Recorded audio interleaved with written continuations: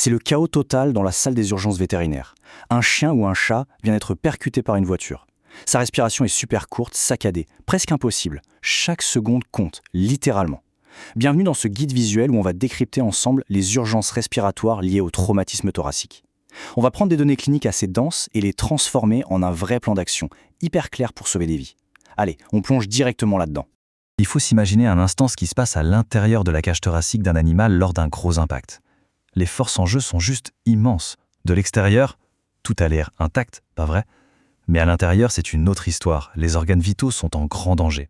Du coup, la question qu'on se pose tout de suite face à ça, c'est on cherche quoi exactement? Eh bien, les données qu'on va examiner vont nous donner les réponses précises pour agir super vite. Pour que ce soit limpide, voici notre feuille de route. D'abord, l'introduction au traumatisme thoracique. Ensuite, le danger du pneumothorax. Puis, on parlera des fractures et des poumons meurtris. En 4, les hernies et complications cardiaques. Et enfin, les traitements et le fameux protocole d'urgence. On avance. Chapitre 1. Introduction au traumatisme thoracique. Alors voici ce qu'on appelle les 4 grands. Le pneumothorax, les contusions pulmonaires, les fractures de côte ou volets costales et la hernie diaphragmatique. Face à ces 4 menaces, c'est dingue, mais le patient va presque toujours avoir le même réflexe. Une respiration très rapide, ultra superficielle, qui a l'air complètement bloquée. En fait, c'est juste le corps qui essaye désespérément d'attraper de l'oxygène sans se faire plus mal. Mais attention, le danger ne s'arrête pas juste après le choc. Une fois la grosse crise passée, il y a d'autres menaces qui se cachent. Ce sont les séquelles à retardement. On parle d'insuffisance pulmonaire, d'infection trachéobronchique, de bulles d'air, parfois même d'une torsion d'un lobe du poumon et de grosses arythmies cardiaques. Et c'est ce qui illustre parfaitement pourquoi le clinicien doit absolument avoir un coup d'avance. Chapitre 2, le danger du pneumothorax, ou quand l'air se retrouve là où il ne devrait pas être. Bon, parmi les pneumothorax, celui qu'on appelle sous tension, c'est littéralement une bombe à retardement. Imaginez une sorte de petite valve à l'intérieur du thorax qui ne marche que dans un seul sens. À chaque fois que l'animal inspire, hop, de l'air rentre autour des poumons. Mais quand il expire, la valve se ferme. L'air se retrouve piégé, la pression monte en flèche, écrase les poumons, et ça devient fatal super rapidement si on ne fait rien. Ici, on voit très bien les 3 grands types. Celui sous tension, qu'on vient de voir, ensuite le pneumothorax simple, qui a le bon goût de se limiter tout seul sans faire trop de dégâts, et pour finir, le pneumothorax ouvert. Ça, c'est souvent dû à des blessures qui pénètrent la peau, comme des grosses morsures par exemple. Ça fait un vrai trou avec l'extérieur et ça demande d'être rebouché dans la seconde. Alors, comment faire la différence dans l'urgence? Eh bien, la radio, c'est notre meilleur ami. Pour un pneumothorax, on va voir le cœur comme flottant, éloigné du sternum, avec des poumons tout rétractés. Pour une hernie, c'est radicalement différent. La ligne du diaphragme disparaît complètement et on a une grosse masse de tissu pile à l'endroit où on devrait normalement voir de l'air. C'est le genre d'image qui sauve des vies. Donc le point crucial ici, c'est comment faire chuter cette pression mortelle. La solution, c'est la thoracentèse thérapeutique. Les étapes sont super strictes. On tond, on désinfecte et on vient piquer avec une petite aiguille de calibre 20 ou 22, pile entre la 7e et la 9e côte. Ensuite, on aspire l'air en continu, pendant que quelqu'un d'autre prépare le vrai drain thoracique. C'est vraiment le geste d'urgence absolue.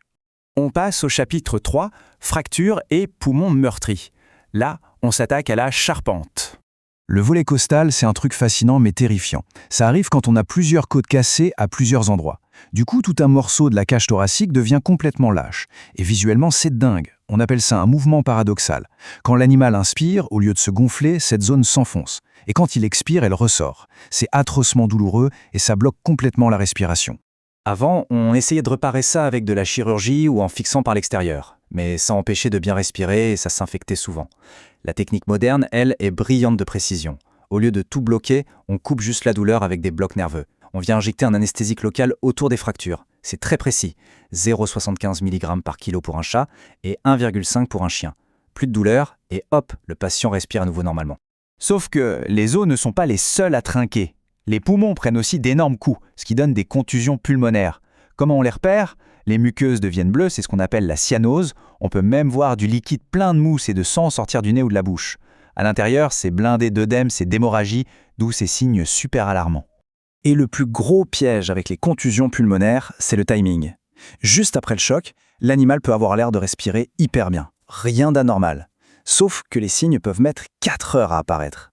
Et accrochez-vous, le pire arrive souvent entre 24 et 36 heures après l'impact, quand l'inflammation explose. C'est pour ça qu'une surveillance non-stop est absolument obligatoire. Pour savoir si on franchit la ligne rouge, on regarde le sang. Nos machines ont deux seuils critiques. Si l'oxygène, la PaO2, passe sous la barre des 60, ou si le CO2, la PCO2, grimpe au-dessus de 60, c'est l'alerte rouge. Ça veut dire que le corps n'arrive plus du tout à faire ces échanges gazeux.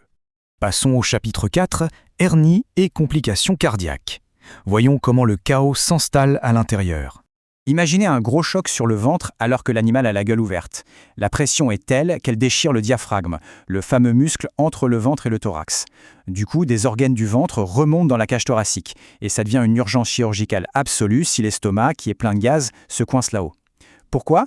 Parce qu'en gonflant, il va complètement écraser les veines, empêcher le sang de revenir au cœur et déclencher un choc foudroyant. Il faut ventiler mécaniquement tout de suite. Et le cœur dans tout ça, eh bien, il est très cachotier. Au moment de l'impact, le corps libère une tonne d'adrénaline.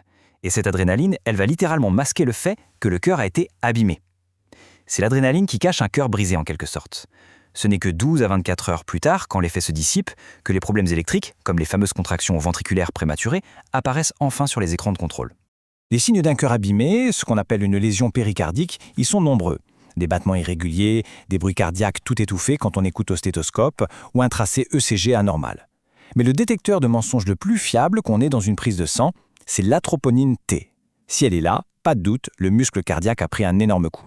Et enfin, chapitre 5, traitement et protocole d'urgence. Maintenant, ce qui est vraiment intéressant ici, c'est comment tout ça se regroupe en un vrai protocole de survie en 5 étapes. 1.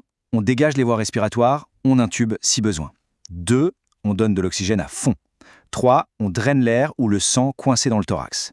4. On stoppe toutes les hémorragies. Et 5, on remet des fluides en intraveineuse. C'est très exactement cette séquence, dans cet ordre, qui va faire la différence entre la vie et la mort. Au final, comprendre tous ces mécanismes, c'est réussir à transformer la panique en une action médicale ultra maîtrisée. Chaque geste, chaque minute, chaque petite dose est là pour ramener le patient à la vie. On espère que ce petit décryptage vous a aidé à y voir plus clair sur la logique de ces urgences.